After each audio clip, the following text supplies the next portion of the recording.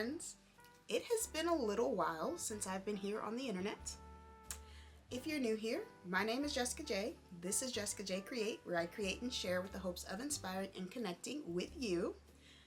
Though lately I have not felt too inspired or connected,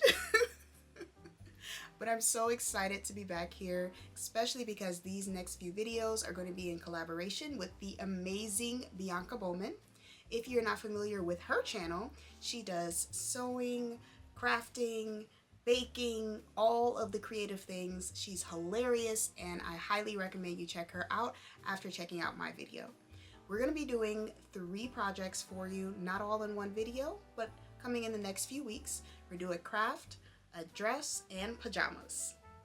So to start, we are working on our craft today, and I'm going to show you the process of making the absolute cutest, most wonderful little thing ever. Isn't she adorable? This is a cut and sew panel project, which is the first time I've ever done something like this.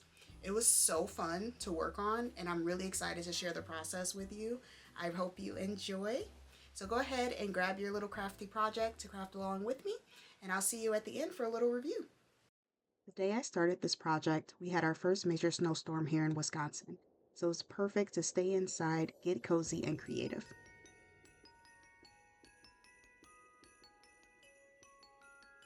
All of the pattern pieces came printed out on the fabric in a single panel.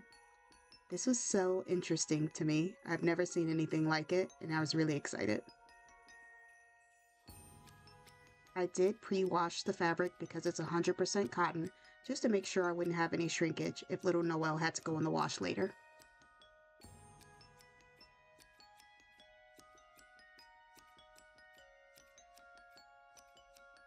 Also on the pattern was a description of the project, as well as a photo for reference.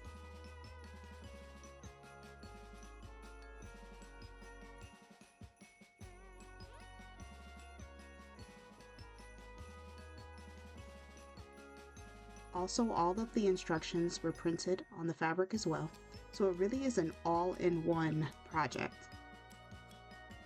Did I mention I only paid $1 for this at the thrift store? They even included a little section on crafters tips. Every piece was marked out, so you knew exactly what you were looking at, and they had the notions printed for you as well.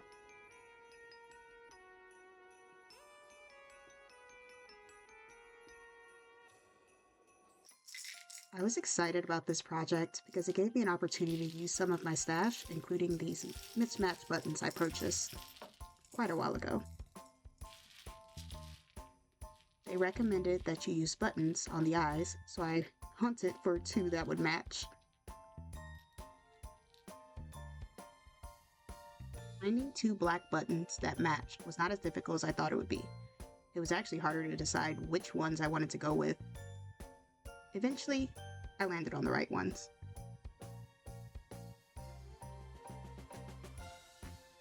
Next, I knew I had some lace in my stash, so I decided to try to find something to add a little bit of whimsy to the dress.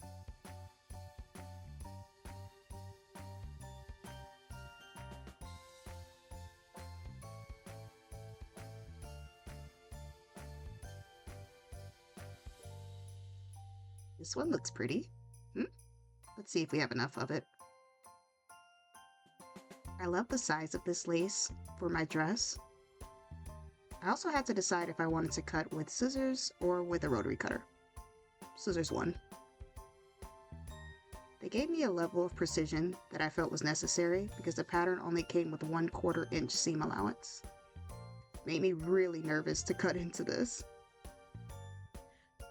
All of the little shapes were a little fiddly as well, but I enjoyed the marking that they had on the pattern to let you know exactly what you were cutting and where to fold.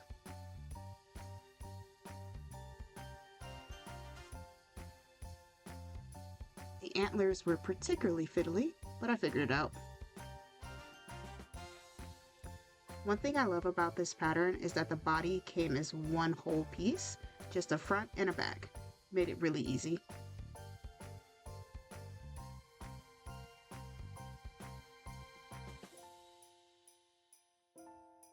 All my pieces cut, it was almost time to get sewing, but I had one more step to do. The pattern instructs that you cut the ears out of 2 pieces of flat batting.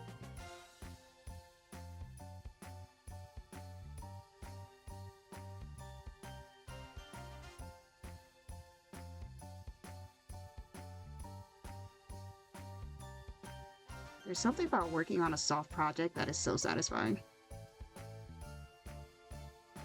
With everything prepared, I started pinning the head. At this point I was getting pretty nervous because it's so small and those edges are very curved. But I've been sewing for a little while, so decided to be confident and just keep going.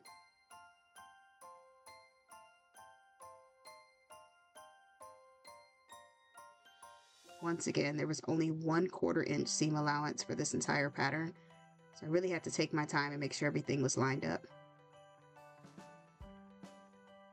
For most of this project, my stitch length was at 2.2, which is much smaller than I would normally sew with, but with these being very small pieces and it needing to hold batting, I thought this would be a good stitch length.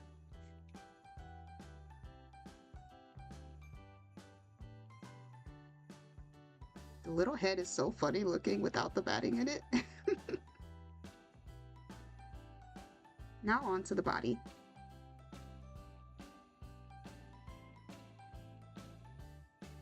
This was pretty straightforward to sew. I just had to go all the way around and leave an opening on one side for turning.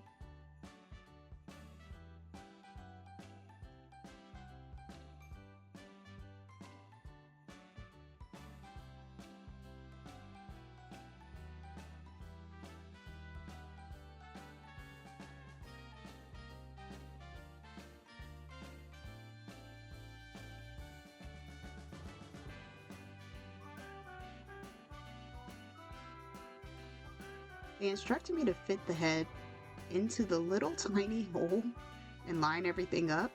This was a bit tedious and honestly took me a second to get right. But after I sewed that on, I was finally able to flip everything inside out. And she is already looking so cute.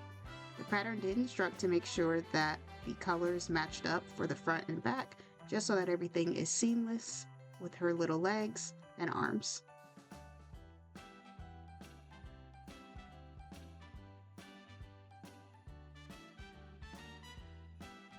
I gave her a good press, just because she is cotton and it's easier to do so now before she's stuffed.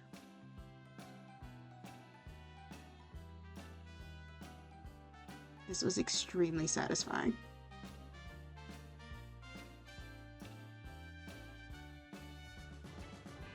I decided to sew on her button eye at this time. They didn't really instruct when to sew them on, so I figured before I get all the stuffing in and while I still have access, I should do it now. It was still a bit tedious because I was going through the hole in the side with my needle to pull it back under, but I got it done.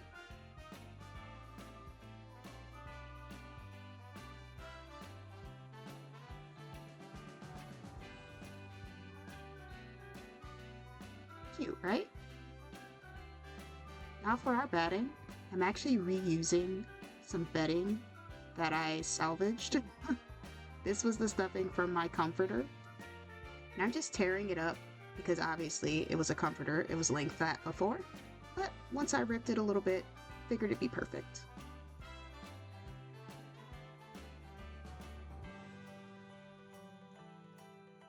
They gave suggestions for the stuffing to use smaller batches first and then slowly increase and just make sure it's very compact so that her face doesn't cave in.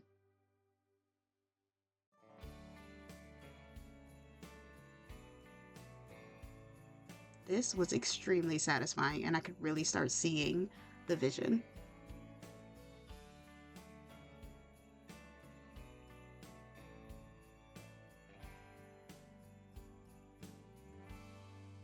I also stuffed her body, leaving a bit of space where her arms and legs meet her torso.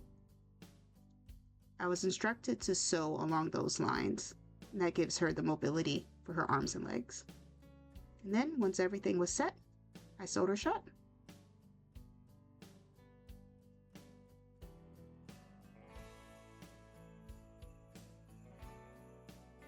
Again, very satisfying. Next, I had to move on to the sleeves, which were gathered using elastic. I used a straight stitch and just stretched out the elastic as I sewed, and this created the perfect gather.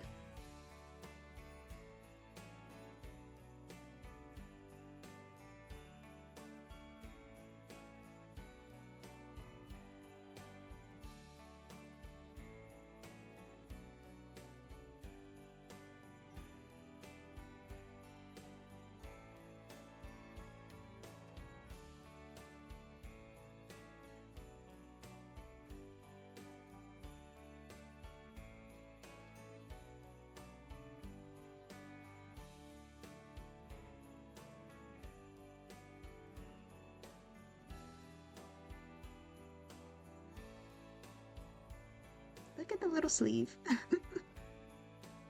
Now I had to sew the sleeve onto the dress, just following the guidelines.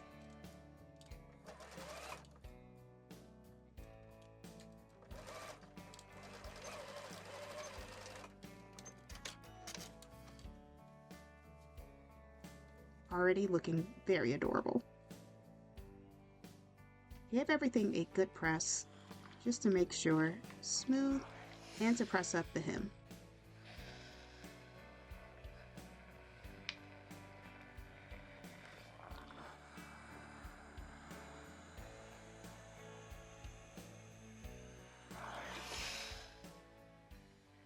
Next, another fun part, adding on all of my lace trim.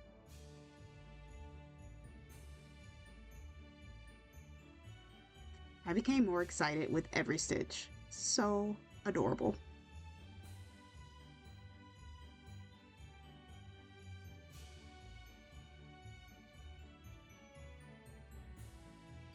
While sewing this project, I watched a few Christmas movies on Netflix, Holiday and Love Hard, which are two of my favorites.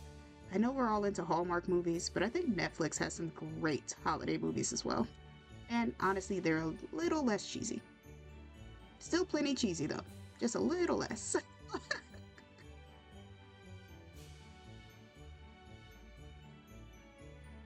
To stuff the antlers, I used my point turner.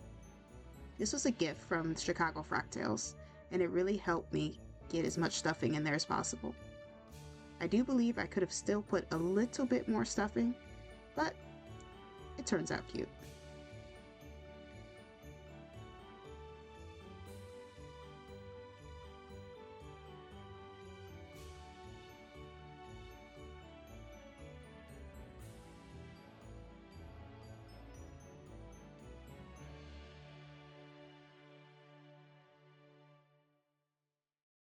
This project did include a bit of hand sewing, including sewing on the antlers to her head. They had everything marked out, but it was still a bit difficult. I'm also not that great at hand sewing and I tend to avoid it at all costs, but for this project, it felt nice. Slowed me down a little bit, gave me something to focus on. Here I'm also playing with the idea of using bias tape to create her bows, because I didn't have any ribbon and I was trying to use everything for my stash. And you can see here, I did go with the bias tape option to make her bows, and I use a contrast green thread for a little bit of fun. Next up, I slid on her little dress.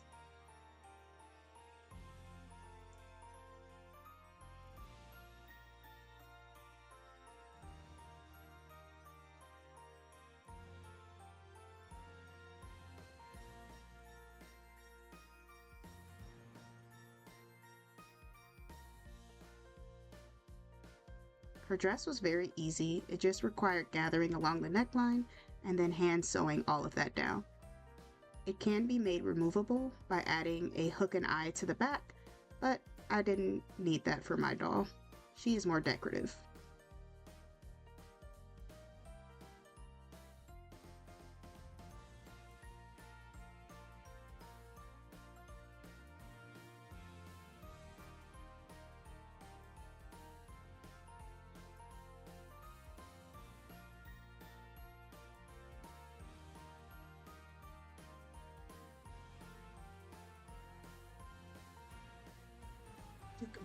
collar, I added a bit of lace trim and looked for the perfect button to connect both sides.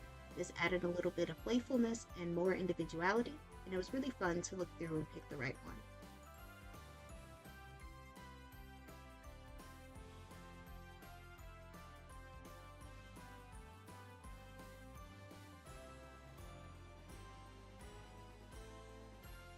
There were so many cute options, but the one I chose is definitely my favorite, and I think it's perfect.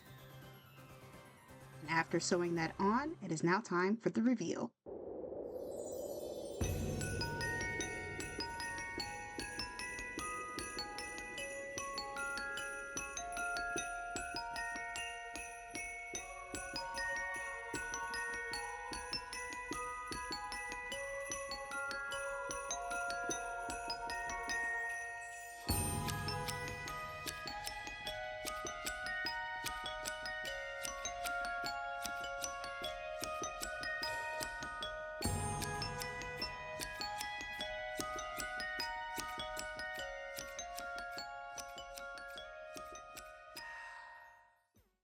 This little reindeer, my little Noelle, has done more for my creativity than any big project I've done this year.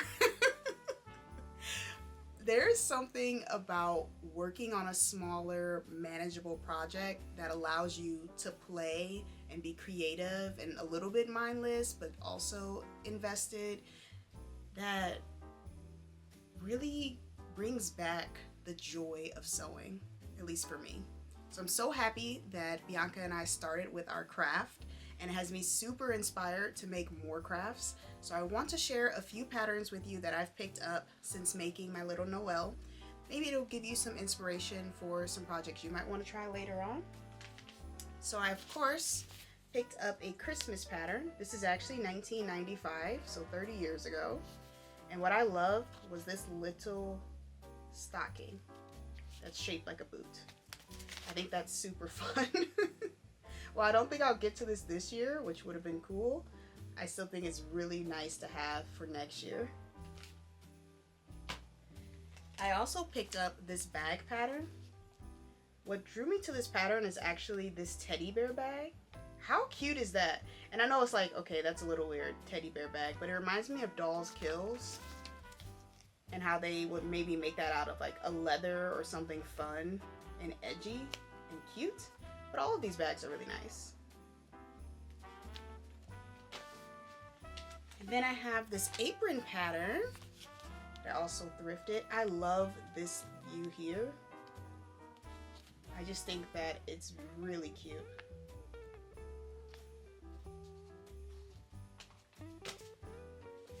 Keeping in line with making little friends, I have this pattern. I don't even know what brand this is. Oh, it's Simplicity. This Simplicity pattern of a lamb or sheep. How cute is that around Easter time? It's just fun, light, easy. Some more bags.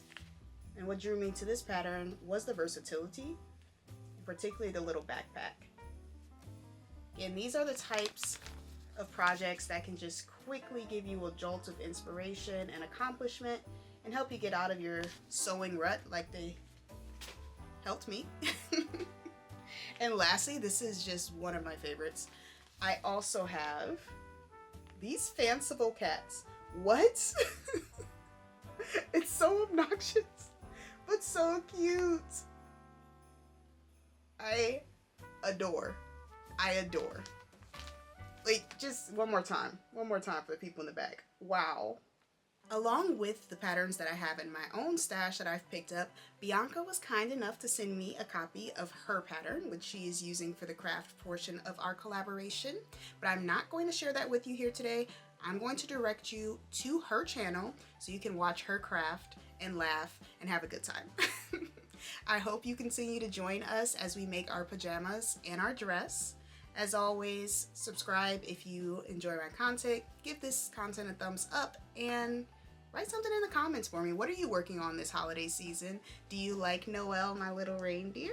Do you have any suggestions for me for fun craft projects or ways to handle your, loss of Sewjo? Just let me know. I'll talk to you again soon. Bye!